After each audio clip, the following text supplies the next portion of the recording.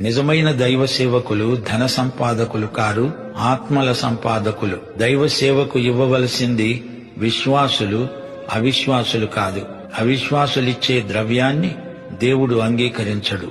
దేవుని సేవకులు డబ్బు కోసం బోధించరు, దేవుని ప్రేమను బట్టి బోధిస్తారు. దైవ సేవకుల అక్కరలను విశ్వాసులే గమనించి స్వచ్ఛందంగా సహాయం చెయ్యాలి. పౌలు అన్నాడు, నేను మీకు భారముగా ఉండలేదు గదా.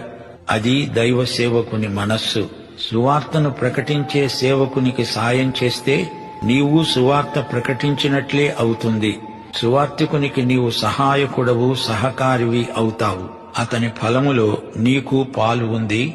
పొలంలో పనిచేసే సువార్తికునికి క్రైస్తవ గృహస్థులు చేయగల సహాయం ఎంతైనా ఉంది. తాము వెళ్లలేరు గాని వెళ్లిన వారికి సాయం చేస్తే తాము వెళ్లినంత ఫలం.